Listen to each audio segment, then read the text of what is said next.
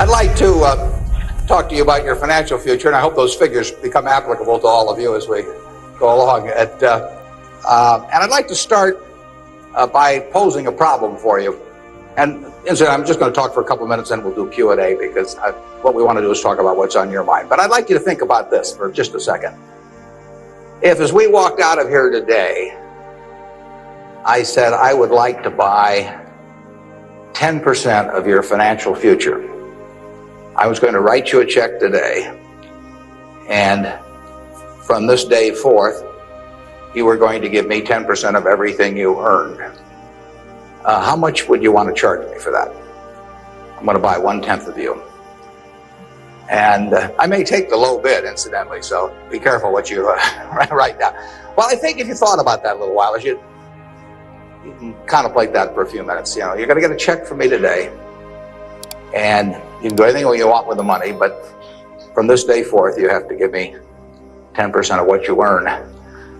I think it would be very foolish of you, any of you, if you asked for less than, say, $50,000. Now, it's going to be a few years before you're out earning money, and so I've got a few years of dead money there, but then I would start getting this royalty on you as you went along. So I really think that if you thought about it, most of you would want a fair amount more than that, and I think you'd be right.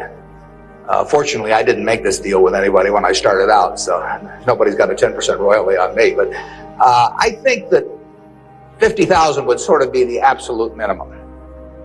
And if you think about that, that means that right today, you are worth 500,000, because if 10% of you is worth 50,000 in cash today, your potential is worth a minimum on a 100% basis of $500,000. That is the big financial asset you've got. It's way more important what you do with that $500,000 asset that you own today than whether you decide to buy stocks or bonds, or whether you put your money in a mutual fund or pick your own stocks or anything of that sort. The biggest financial asset that you have going for you by miles is the value of your own earning power over the years.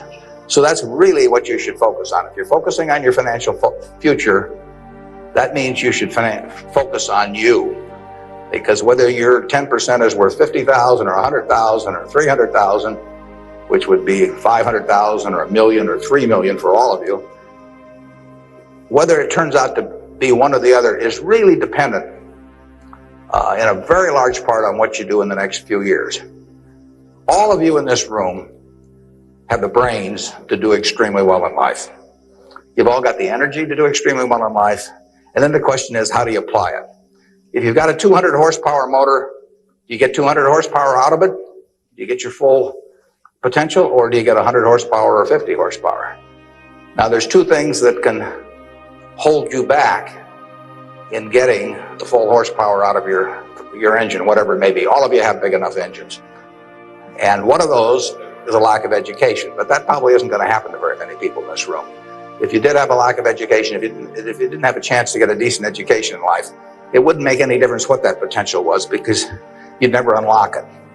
But the second most important thing, and equally as important, is in terms of the habits that you develop, in terms of what you do with yourself. When we hire people, we look for three qualities. We look for integrity, we look for intelligence, and we look for energy. But if they don't have the first one, integrity, the other two will kill you. Because if you're hiring somebody without integrity, you really want them to be dumb and lazy, don't you? I mean, last thing in the world you want for them is to be smart and energetic. So smart and energetic only goes with integrity. You know, you make your own decision on that. You can't change your IQ or how far you can throw a football or how high you can jump or the color of your hair very easily.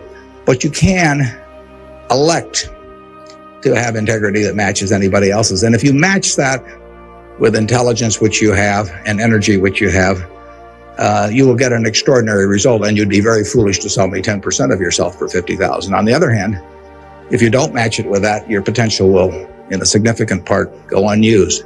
And I'll give you a little simple test to apply in terms of thinking about the kind of habits you want to develop, because you can have any habits you want to be.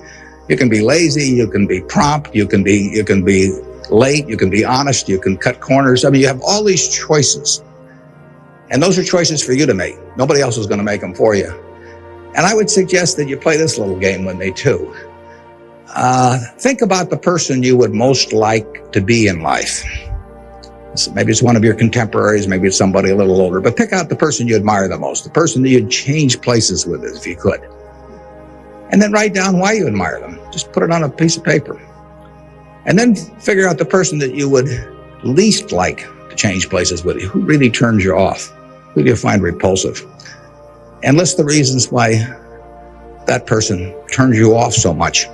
And put those down on the other side of the paper. And then look at that list. And you'll find that everything on the left-hand side, what you admire in other people, the qualities they bring to life, cheerfulness, generosity, all kinds of things. You'll find those are things you can do yourself. It's very simple. You got to apply yourself, but the habits you form in doing that early on will carry you through life. And on the other hand, you'll find that the things that make people repulsive, selfishness, obnoxiousness, all these things, egotism, are things that no one has to have. If you find those in yourself, you can get rid of them as long as you get rid of them early. So all I suggest is that you write down a list of what you admire, what you find contemptible, and decide that the ones on the admired side are ones you're going to acquire for yourself. And if you do that when you're young, it'll carry you through the rest of your life. This doesn't work if you do it when you're 50 or 60. By then, the habits are too well formed.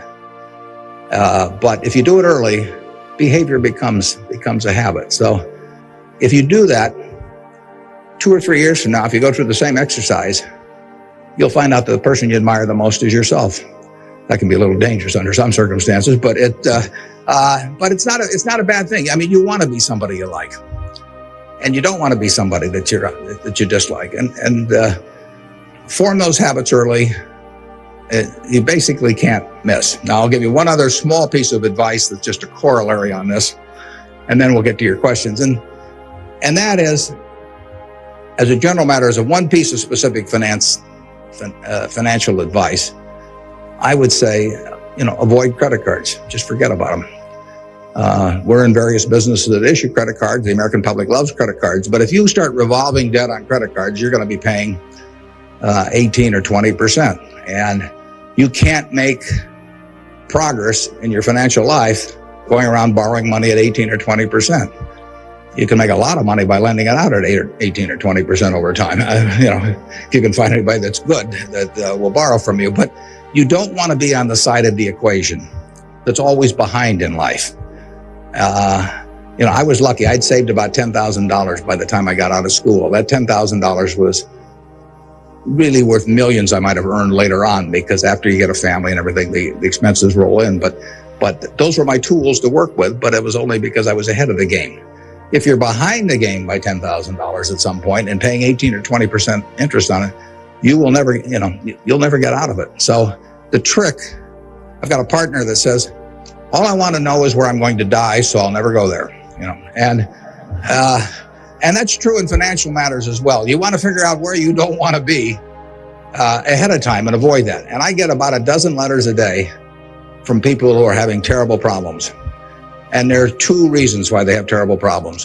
One is a number of them have had health problems of some sort. I mean, they have really been hit by or somebody in their family has been hit by some kind of catastrophic illness. And that is it's a terrible thing to happen to any family.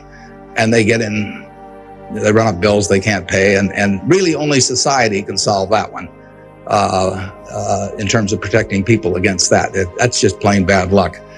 But the other one is from people who run up credit card debt, and they're facing bankruptcy, or they've been through bankruptcy once before, and they owe a whole bunch of money, and they can't even pay the interest, let alone pay any principal. And half of my letters come from people like that, and that problem is avoidable. Catastrophic illness is not, but credit card debt is something you bring on yourself, and it's way better. It's way easier to stay out of trouble than to get out of trouble financially, and I will guarantee you, if you run up big credit card debts, you will be in trouble probably the rest of your life in terms of your financial situation. On the other hand, if you get ahead of the game, even it's on a very modest scale, so that money is coming in from investing, and people owe you money or equities owe you ownership, you'll be way ahead of the game compared to paying your creditors every month. So my advice to you is, if you can't pay for it, don't buy it, and get yourself in a position where you can pay for anything. And then we'll be glad to see you at Borsheim's or the Nebraska Furniture Mart. Now let's have some questions. Do we have a mic out there that people can either go to or that travels around, or anything that's on your mind? Ask about. Don't be bashful. How would you advise people who aren't necessarily going into a career field in which you would make a large base salary, such as like medicine or something like that, maybe performing arts or music? How would you advise us to keep up financially with the rest of the world?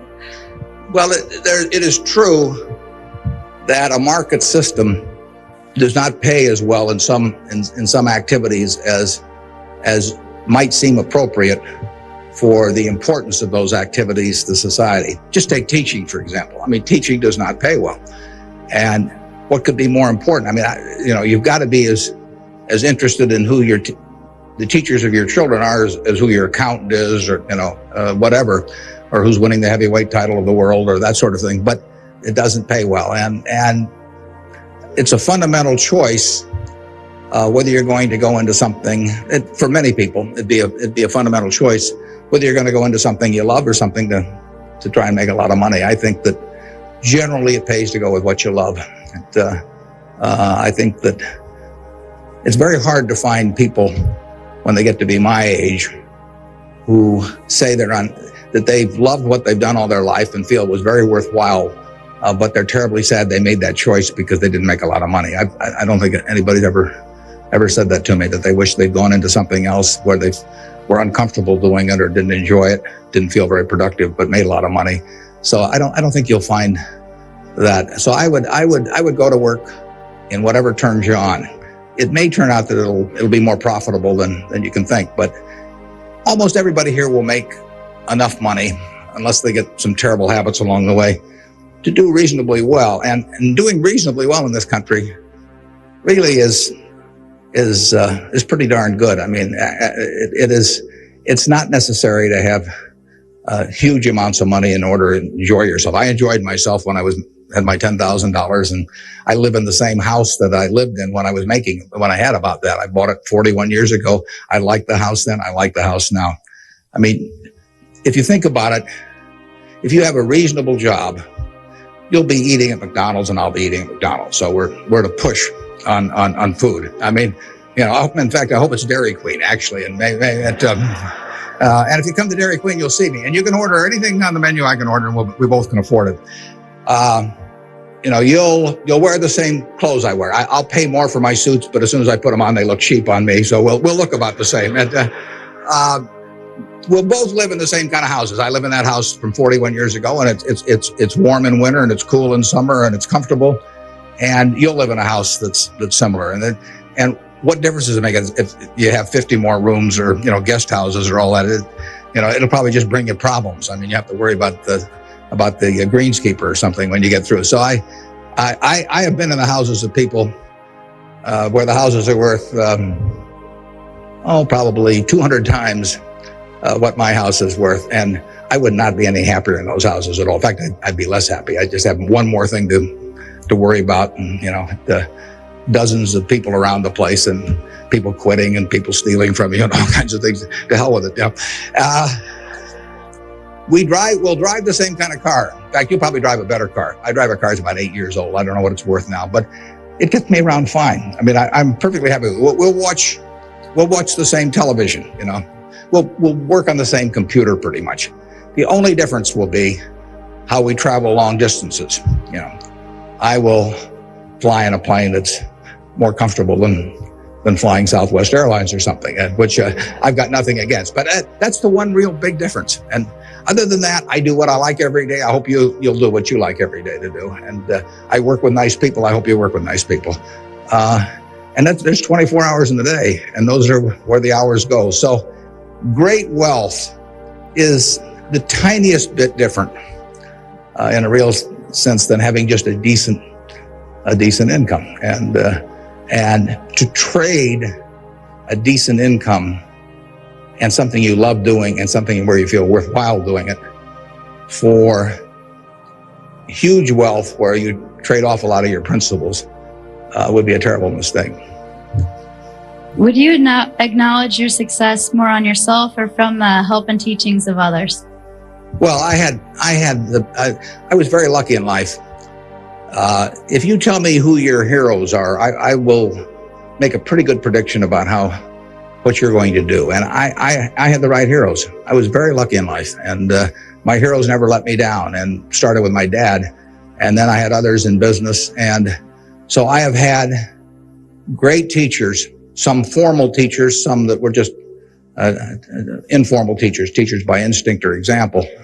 And if I hadn't had those, my life, I'm sure, would have been very different. If I'd been born any place else. When I was born in 1930, and at the time, 1 out of 50 births in the world were in the United States. So I came in against 50 to 1 odds against being born in the United States. I would have been a disaster, if I'd been born in Afghanistan or Peru or someplace. I mean, I was extraordinary. I won the lottery the day I was born, by being born in this country. So have you. The odds were probably 40 to 1 against you being born in this country. And it were 5 times more likely to have been born in China, or 6 times, or 4 or 5 times more likely to have been born in India or some other place where it would not have been as easy to exploit the full potential of your talent. So we've all won the lottery in that respect. And that's just plain luck. And I was lucky to be born at this time. Capital allocation is something that pays off extremely well in this society now, but it doesn't pay off in other societies, and it didn't pay off, many years ago. My friend Bill Gates says that if I was been born a few thousand years ago, I'd have been some animal's lunch. I can't run very fast, and I can't climb trees, and I just happen. Those are talents. Nobody asked me to climb trees now, but there was a time when it might have been important. And incidentally, Bill would have been some animal's breakfast. He can't run so fast either. But in any event, we are lucky. Just imagine being born a couple hundred years ago with exactly the same talents and how far they would have taken you then. The average person today lives so much better than the richest person lived 100 or 150 years ago. So I'm lucky in that respect. Lucky to be born of terrific parents. I was lucky to be raised in Omaha in a great public school system. I got a start here in the first 8 grades that gave me a foundation that later, when I went off the track a few times, carried me through, because I had a terrific grade school education right here in Omaha at Rose Hill. And one of the reasons I had it, incidentally, is kind of unfortunate, but I had that great education in part because women were being enormously discriminated against. And so a woman at that time could be a teacher, she could be a secretary, she could be a nurse, and that was about it. So you had half the talent pool in the United States limited to just a few jobs. So you had an abundance of talent in those activities like nursing or teaching, because that talent with males was spread across every form of work activity there was, but with women it was concentrated in a few areas, and that benefited me. It's kind of sad because it didn't benefit those teachers, but I was very lucky, and I've really been that way all my life. And what I do is important as what a good teacher does or a good nurse does or something of the sort. I think that's quite questionable. It pays off enormously well in a market economy like the United States, but that's an accident. It didn't have anything to do with any innate ability of mine. Mr. Buffett, technology has been a great factor in stimulating the world economy. What are your predictions for the future of the technology industry, and what is its future role in world economy and the United States economy? Yeah, well, there's no question it's turning the world upside down. It's done it somewhat already, but it will, it's just beginning, but it's moving very fast. I met Gates on July 15th, 1991. I was out there for a 4th of July celebration with a friend and who subsequently died, Meg Greenfield, with the Washington Post, and she took us down to visit the Gates family. And he tried to educate me about high tech, and he'd had better luck with chimpanzees. I mean, I was really a disaster. But he's a good teacher. But one thing he told me was that at the time, he said, you know, you've got this model in your head of the world, and your model has time and distance as very limiting factors. And he said, they aren't limiting factors anymore. He said, you know, the cost of talking to somebody around the world or getting your message in front of somebody or publishing it, he said, it's going to be zero, or so close to zero, it doesn't make any difference. And, you know, that was revolutionary, but it's happening already in a very, very big way. And it's just, 8 years later, and it's exploding. So high tech, information technology, whatever you want to call it, is changing the world, and it's going to change it in a very, very big way. And it'll change. I mean, that's one of the things I think about in businesses we buy. We announced the purchase yesterday of a furniture retailer in Boston, in the Boston area. And, you know, I think to myself, what effect does this new world have in terms of the internet on furniture retailing? I mean, you have to think about questions like that. The changes will be huge. I played bridge yesterday with people all over the country, but I played it with people all over the world. I just sit down on my computer and I've got some popcorn there, and I'm in khakis and a sweater, and I can have a bridge game in 30 seconds with people all over the world, and no cost to it, basically. You know, that's a lot different than trying to arrange a game with 4 people in Omaha, you know, on a day when one guy wants to play golf, another wants to watch baseball. And I mean, it changes things in a huge way. We are very fortunate. I mean, it's in the degree to which the United States leads the world in this area. I mean, we have a lead. It's hard to think of who's in second place. And 15 or so years ago, this country had an inferiority complex. It'd be hard for you to remember because you weren't old enough to be around then. But in the early 80s, we were wondering whether the Germans and the Japanese were going to own everything, and that they were going to make all the steel and they were going to make all the cars and everything else, and the television sets, and we were going to flip hamburgers. That was the standard line. And just imagine in a short period like 15 years how that's changed around. In an important way, that's changed because of this information a revolution, where we, like I said, I don't know who you would name as being in second place in the world, but here's the most important industry in the world, and the United States has this incredible position, and we're moving all the time with that position. So I think that argues for a terrific future for the world over time, and I think it argues even more for a terrific future for this country. What are the best ways for youth to get started now in securing their financial future? For what to secure their financial future? For youth. Youth? Oh, well, it's not very complicated. It goes back to getting full use out of your own talents first. I mean, the difference between whether you're going to be earning X or 2X or 3X a year 20 years from now is going to be a function of how well, not how much talent you have, but how well you use the talent you already have. And so that is your best financial future is your own ability and your a capacity to use those abilities to their potential. And that can't be taken away from you. They can't even tax it. I mean, most things, if you own a piece of real estate, if they double the taxes, they double the taxes, and that changes your ownership in the property, because now, in effect, the taxing authorities own more of it because they've got a greater command on the revenue stream.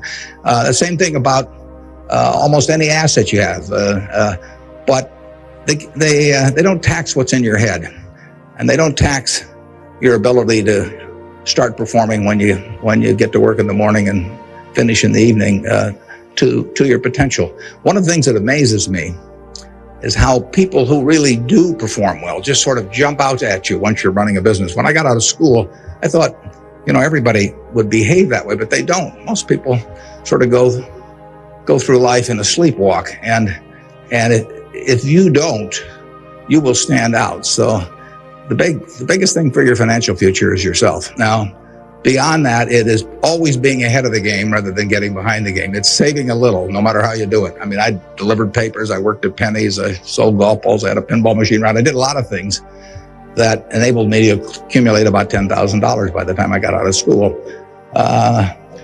10,000 doesn't go as far now as it did then, but having anything so that you're ahead of the game and not getting behind the game is enormously important. I mean, just, if you're going to run a 100-yard dash against a bunch of people in life, if you can figure it out so that when the gun goes off, you're 10 or 15 yards ahead instead of 10 or 15 yards behind, it's going to make an enormous difference in how that race comes out. So, having some net resources doesn't make much difference whether they're in stocks or bonds, in my view, but, and not having debt when that gun goes off when you get out of school, is a huge plus over being behind the game. And,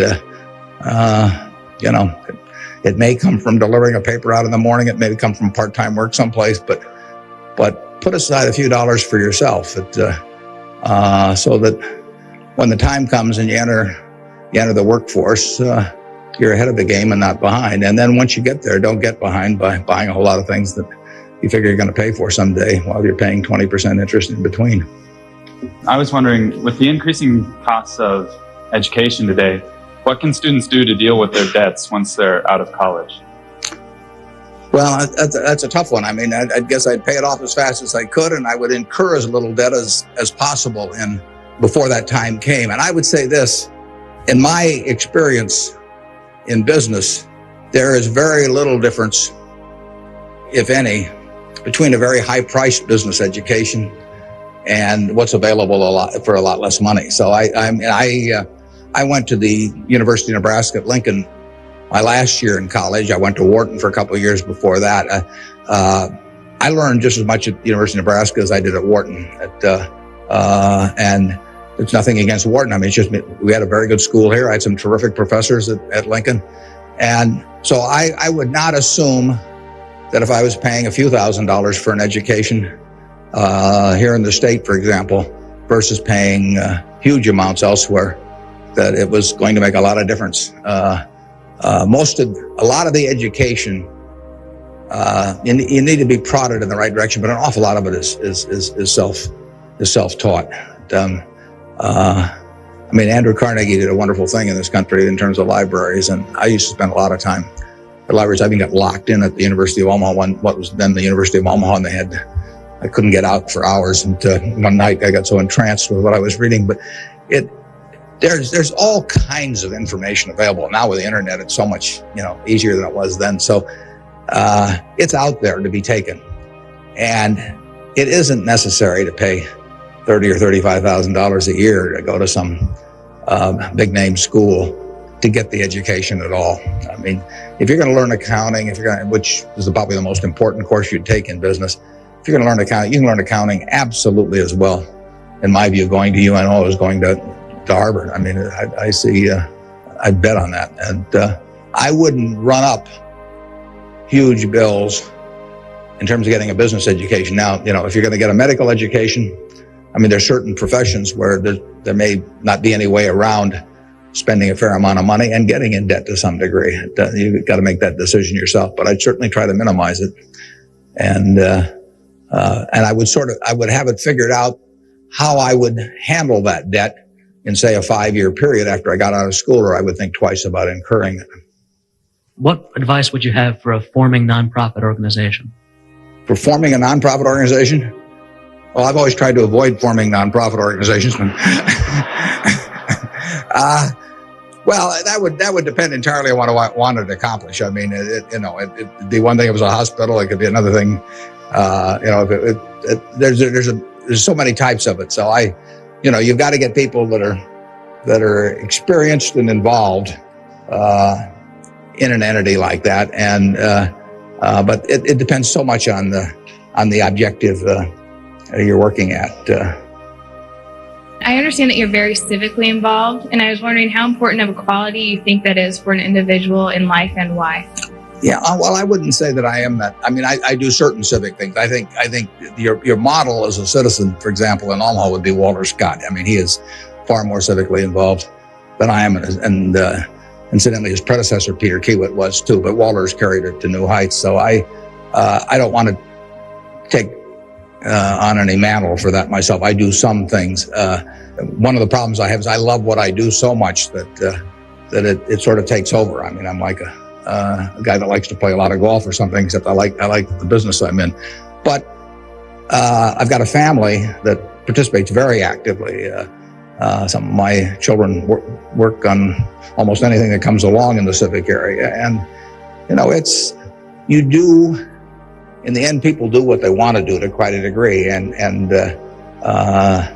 I think I've never talked to anybody that enjoyed working in civic activities that didn't feel it was very worthwhile after they've done it. I mean, they built something, and participating in building something is always a lot of fun. And actually, you can have a good time. We have this golf tournament, for example, in September, and we raised some money for civic things, but everybody has a good time. So nobody's paying any price by doing it. I'm having a good time. The people who come are having a good time. And we get to show them off to people. But you should be enjoying things you go along. And you will if you work in civic activities that interest you. And you can do the same thing in politics. I mean, if you find political ideas or politicians who particularly you identify with, you can get a lot of self-satisfaction out of working, and you're doing something worthwhile. So I just follow your instincts on that. That'd be my recommendation. I have a question. What do you see as the biggest economic problem facing the youth of today going into the future? Yeah, I don't think that you're going to have enormous economic problems. I think you will live in a society where the average person lives better by a significant margin than the average one of a generation earlier or two generations earlier. That's been the history of this country. It's a marvelous country that way. I mean, when you think of it, we have 4.5% of the world's population, and what's been accomplished here is incredible. 53% of the value of corporations that are publicly traded in the world exists in the United States with 4.5% of the population. This country always has done well. They say in stocks that you should buy stock in a business that's so good that even an idiot can run it, because sooner or later one will. And that's not terrible advice. Well, that seems to have been sort of the history of this country from time to time. I mean, we've had all these problems that have come along. If you look back on the last 100 years and list all the problems this country's run into, you can make a very long list. And a lot of people who focused on those problems at the time have missed the bigger picture. And the bigger picture is that every generation lives better than the one before it. And that's because of savings, because savings enable people to create new tools to do better things as they go along. And it's also due to an environment that lets people realize their potential to a greater degree than most other environments in the world. It's far from perfect. I mean, it's sad how far it is from perfect, but it is better than anything else around. I mean, in this country, you don't have some commissar or something running a big business in this country. You've got a guy like Jack Welch, and a fellow like Jack Welch makes a difference of night and day in terms of the productivity of that business over a period of decades. And productivity is what causes the standard of living to rise. So a system that throws up the Jack Welches of the world to run businesses is going to have an enormous advantage over a society that does it by heredity or that does it by government edict. And we're closer to that society that I've described than any other country. And it's led to great things, and it will continue to lead to great things. So I think you've got the best future. You don't face a war, and you've got a better future in terms of achieving material rewards than any generation in history. So I wish I could trade you places.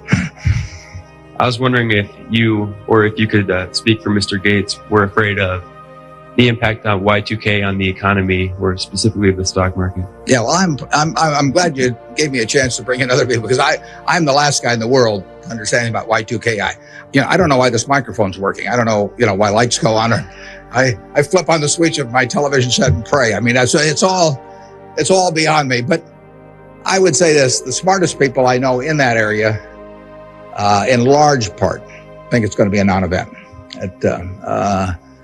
in this country. I can't speak for the rest of the world, but so I think you'll wake up on January 1st and find the world hasn't changed from December 31st.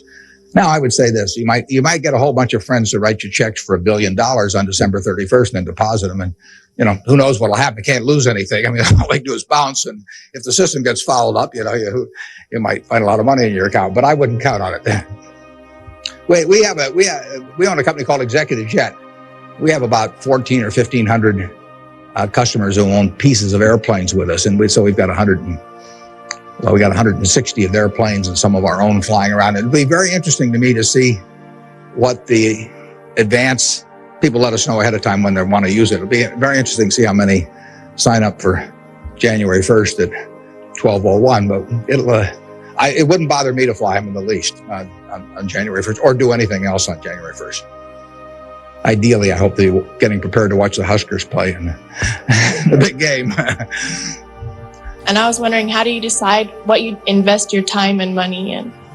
Yeah, well, I like to find businesses that have good economics. Now, what are good economics? Well, good economics are a business that has some kind of a moat around it that makes its product or its service or its location or something a little more desirable to the customer than any other sort of comparable product. The number one candy bar in the last 30 or 40 years has been Snickers. People don't fool around with different candy bars. They fool around with different length dresses. They fool around, with all kinds of things, but they don't fool around with candy bars because they figure, they're going to go in and lay out 50 cents or whatever it is and put it in their mouth. And they're not going to, for 50 cents and putting it in your mouth, I mean, you're not going to say, I'll lay out 45 cents and put something else in my mouth. So you find that very stable. And we like businesses that we think we can figure out where they're going to be in 10 or 15 years. I don't know where the information technology businesses are going to be in 10 or 15 years. I know where Snickers bars are going to be in 10 or 15 years. They're going to be selling just about this, the way they do now. I know where Wrigley's gum is going to be in 10 or 15 years. There's not going to be a lot of innovation in chewing gum. And the internet's not going to cause people to quit chewing gum either. Gates may think so, but I don't think so. But it's predictability regarding the sustainability of a competitive advantage, something special about a product. So we look for those kind of products, and then we look for people that are running the business that are honest and able. It's easier to find people that are honest and able than it is to find businesses that are going to stay wonderful for a long period of time. There are a lot of businesses that looked like they were going to stay wonderful that really evaporated over time. But that's what we're looking for. And the nice thing about it is we don't have to find very many. If we find one a year, that's terrific, because you don't need 100 or 1,000 great investment ideas to do well. You need a couple, and the discipline is the most important thing. We don't need brain power. We need discipline. You don't need 150 IQ to do what I do. Thank God. You don't need 140. You don't need 135. You may need 115 or something like that. But you do need discipline. You have to wait until you see the fat pitch to swing at, because investing is a no-called strike game. If I were a baseball player and I only liked pitches 2 inches above my navel, some guy could learn that and he could pitch me, 3 or 4 inches below that, and I get called out on strikes because I never find a pitch I like. You can get called out on strikes in baseball. You have to swing at pitches that you don't even necessarily like, particularly after the count gets to 2 strikes. In business, you don't have to swing at anything. You can sit there and the paper says General Motors at 68, or it says General Electric at 115, or it says General Dynamics at 63. And if you don't like those prices, you don't have to swing. You can wait there day after day after day after day, and there are no called strikes. Now, when you swing, when you decide to buy something, then, if you swing and miss, it's a strike. But it's a marvelous game to be in because there are no called strikes, and you can simply wait for that one time in a month or 6 months or a year or 2 or 3 years when you really know what you're doing, where you like the price, where you like the people running the business, and then you swing, and you only need a few swings in your lifetime. So that's the way we try to pick businesses. We try to stay with things we understand. There can be all kinds of wonderful investment opportunities out there that I don't understand. I don't know what cocoa beans are going to do next year. You know, maybe you know, but I don't know. I don't know what crude oil is going to sell for. But I don't have to know. I just have to know the things. I have to know what I know. I have to know where the limits of my understanding are, what I call what my circle of competence is. And if I'm only able to evaluate 5% of the businesses in the world, no problem. I just stay within that 5% and try and find something.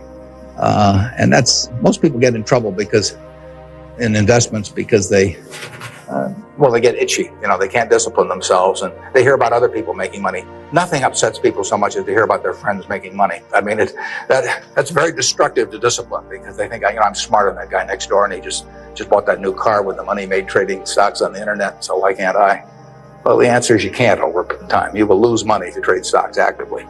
And it's hard to exercise the discipline.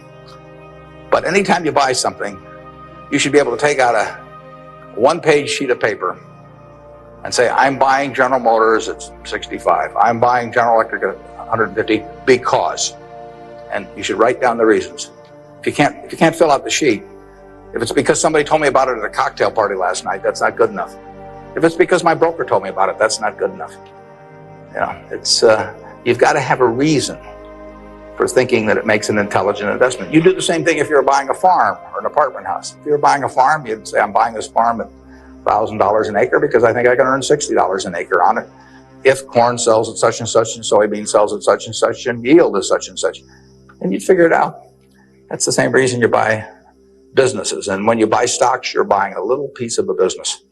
And that's probably the most important thing to remember in investing, is that when you are buying a stock, you're buying a little piece of the business. And if you are buying it at an attractive price for the business, for the whole business, you're going to make money. And if you aren't, over time, you won't make money.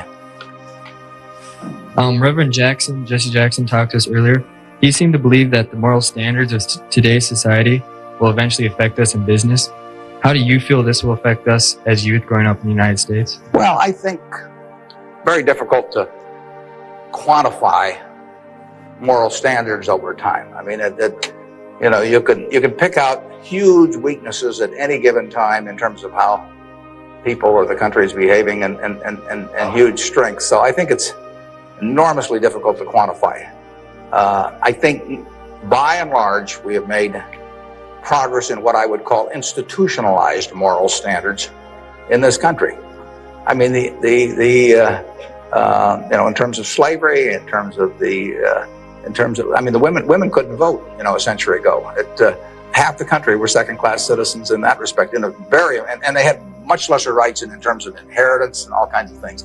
The income tax didn't exist 100 years ago. So the idea of taxing people according to how much they benefited from society and their income didn't exist. So I think in terms of institutionalized moral standards, the country has made really quite significant progress in the last 100 years. I think, there's an enormous distance to go. I think we're going in the right direction, maybe by fits and starts, but I think we're going in the right direction, and I think that it will be a significant plus to everybody in this room if they live in a more moral society 40 years from now than a less moral. But I think the odds are that they will. I think the country moves in that direction. Very difficult to do it. All kinds of interests that work against it. But in the end, I think the American people want it. And you saw it in civil rights. I mean, it took television to dramatize what was going on, and people that weren't near it preferred not to think about it.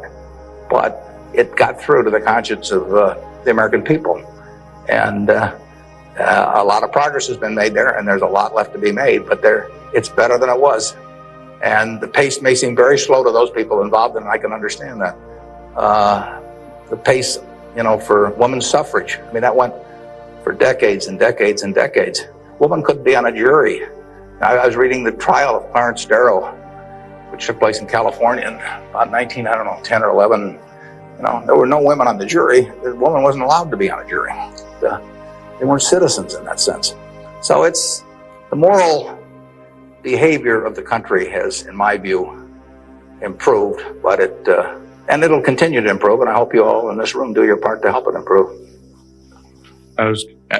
wondering how, since the stock market's so high right now, if it'd be smart for us to get involved now or to wait till it goes down a little, or what? Yeah, I can't tell you whether or not to buy stocks now generally. I think it's important that you save money, and whether you put it in the stock market or not, I don't think is terribly important. I think if you're interested in stocks, you should buy it, and you've got a little capital, you should buy a few. I mean, I don't think there's any way of learning about them better than experiencing it. Doing it on paper isn't the same. I can guarantee you, if you lose money on paper or lose real money, it's a different experience. And I think you'll learn more about yourself if you do it that way. I bought my first stock when I was 11. I was at Rose Hill at the time, and I bought 3 shares of City Service Preferred at 38, and it went down to 27, which is something I still remember, even though I was 11 at the time.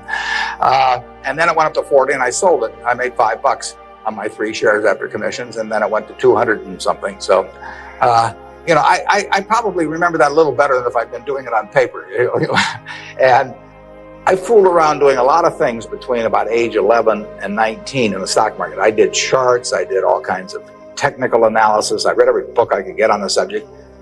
And I didn't do that well. I didn't do terrible, but I was really just floundering around. But that meant by the age of 19, when I read Ben Graham's book, I was at the University of Nebraska in Lincoln, I went and bought this book called The Intelligent Investor, just come out, and it had an enormous impact on me. Now, if I hadn't done, in the previous 8 years, if I hadn't been all over the lot, I'm not so sure that book would have had the same impact on me. I mean, by that time, I was prepared to read Ben Graham's book, which changed my life financially in an incredible way. I mean, I wouldn't be up here today if I had read that book. But yeah, part of life is getting prepared so that when something does happen that's significant, you can grasp the significance of it and know what to do with it. And I would say that first 8 years of fooling around, even though it produced nothing financially to speak of, produced a lot in terms of getting my mind prepared for when I really did read something that made sense. So I was ready to accept it. And I actually went back and went to Columbia to study under Graham, and because of reading that book, and all kinds of things flowed out of it. So I would encourage you, if you're interested in the field, to do a few things. I'd still try and make it as intelligent as possible. I would try to stick with businesses I thought I understood. I'd still get out that sheet of paper and I'd write, I'm doing this because, and just test my reasoning. And then I go back and read it a year later and see whether what you thought would be true turned out to be true. So I would always check myself. I believe in grading myself on everything. Doctors have postmortems, and they do it because they learn from postmortems. In business, people don't like to do postmortems, building plants or buying companies, and they never want 2 years later to run a check on how that decision turned out, because it can be unpleasant. But you learn from postmortems, and you don't want to learn. It's way better to learn from other people's mistakes than your own, but you got to learn from a few of your own too. And the time to do it is when you're young. My question is, to what extent do you feel that the government, with the current policies of welfare and Social Security, is it financially competent and fiscally prepared for the future? Well, I think that the country as a whole is quite well prepared for the future. That doesn't mean I would adopt every policy they have, but I think we have an enormously rich society, and it'll get richer. Everyone isn't going to participate in that. Some won't participate because of physical disabilities, others because of mental disabilities, others because of shortcomings in the education they received when they were growing up, all kinds of reasons. We have a prosperous enough society to be able to take care of those people, and we should take care of them. And how we do it so that they feel most useful in life, and how we do it so that we continue to encourage people to be more productive themselves and all that. I mean, those are not easy questions, but that shouldn't take our eye off the ball of feeling we should do something about it. I pose this problem sometimes to people. I say, let's assume that it's 24 hours before you're born. And all of you can take this test, 24 hours before you're born. And a genie comes to you. And the genie says, what was your name again out there? Whatever, we'll call you Joe. And the genie says, Joe, you look pretty promising to me. I think you've got kind of a sense of fair play, and and a good mind. And so I'm going to let you have an extraordinary opportunity. I'm going to let you design the world into which you're going to be born in 24 hours. It's yours. You pick out the political rules, you pick out the economic rules, you pick out the social rules, you design the world. And when you're born in 24 hours, you're going to be born into that world. And that's the world that's going to exist for your lifetime, for your children's lifetime, for your grandchildren's lifetime. And you, having heard of some of these genie jokes in the past, would say, what's the catch? The genie says, well, it's a very slight catch. I said, when you're born in 24 hours, you're going to emerge in this world you designed. But what you don't know is whether you're going to be born black or white, male or female, rich or poor, bright or retarded, able-bodied or infirm, in the United States or Afghanistan. All you know is that you're going to reach into this barrel, which now has 6 billion balls, as we know, representing one person, every person in the world. And you're going to participate in what I call the ovarian lottery. You're going to take one ball out of that barrel, and you're never going to get another ball. That's you. You're going to get one ball, and now you're going to emerge. Now, what kind of rules do you want to have for that society, not knowing which ball you're going to get? Now, that I put to you is the way I think people should think about social policy. And if you're lucky enough to be born in this country, you've won the lottery already. But we should have a system, in my view, that encourages the Jack Welches and the Bill Gateses and all of that to work far beyond the time when it has any economic significance to them. We want people commanding those resources who are extremely able at commanding them. That's how the standard of living moves forward. So we should want Tom Osborne coaching in Nebraska. We should want Bill Gates designing software, and we don't want to mix up those two. We don't want to get Bill coaching in Nebraska. So you want a system that gets people to their potential and puts them in the position where they can do the most good for society.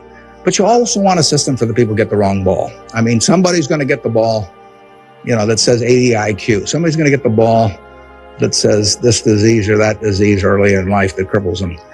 And we've got a rich enough society that we can take care of those people. And I think that, to get back to your question, I think that this society will move more and more in that direction. It has the capability of moving more and more in that direction as our resources and our output increases. And I think that it has the will to do that in a general way, although, like I say, there have always been lots of fits and starts. So there is no shortage in the United States of resources.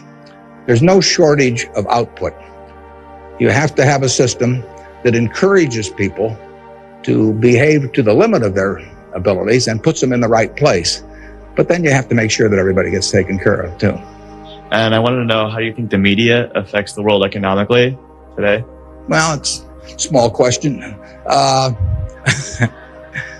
what it obviously does, simply because it's moved so far technologically, is it's brought it together in a big way. I mean, I was over in China a few years ago, and I was right after the time of the women's conference in Beijing, and I was reading the Chinese coverage of that conference, and of course it had nothing to do with what was taking place, but the internet was coming in, and you can access the Washington Post or the New York Times or anything. I get the Washington Post at 9:30 here at night.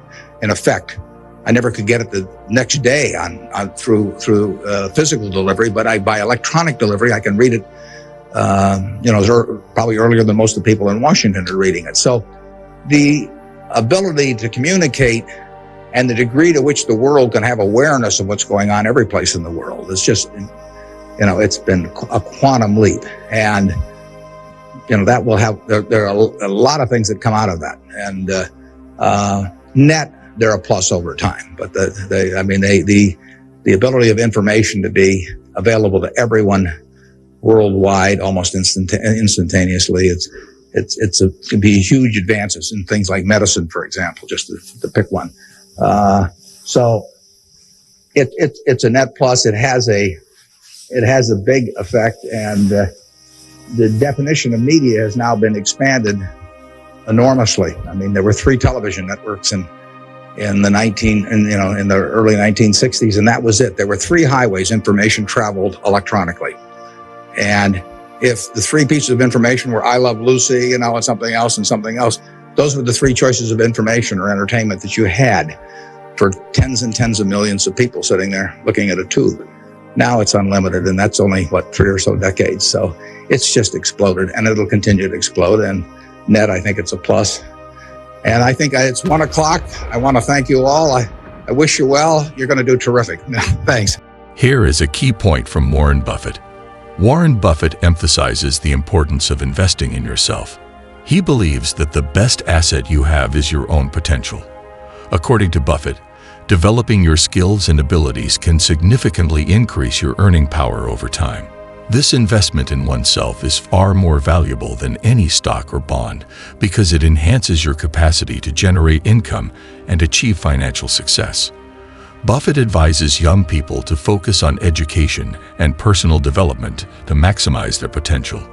Buffett also highlights the significance of integrity in achieving success. He asserts that integrity, intelligence, and energy are the three qualities to look for when hiring or working with others. However, without integrity, the other two qualities can be detrimental. For instance, a smart and energetic person without integrity can be more harmful than helpful. Buffett believes that maintaining high ethical standards is crucial for long-term success and building trust in personal and professional relationships. Another essential lesson from Buffett is the importance of forming good habits early in life. He suggests identifying the qualities you admire in others and striving to incorporate those qualities into your own life. Conversely, he recommends recognizing traits you find contemptible and avoiding them.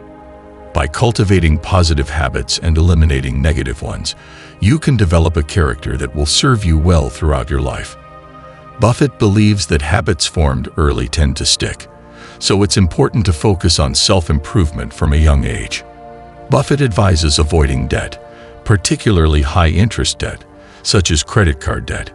He warns that carrying such debt can be financially crippling, as the interest rates are often exorbitant. Instead, he encourages saving and investing early to build a financial cushion. This approach not only provides financial security, but also allows you to take advantage of investment opportunities without being burdened by debt.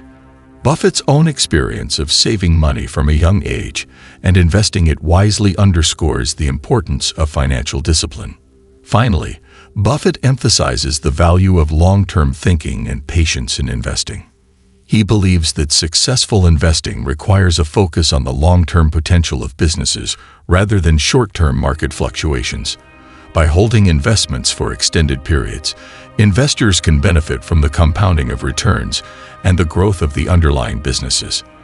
This patient approach contrasts with the more common practice of frequent trading based on short-term trends, which often leads to suboptimal results. In summary, Warren Buffett's key points include investing in yourself, maintaining integrity, forming good habits, avoiding high-interest debt, and focusing on long-term investments. These principles have guided his successful investment career and offer valuable insights for achieving financial success and personal fulfillment.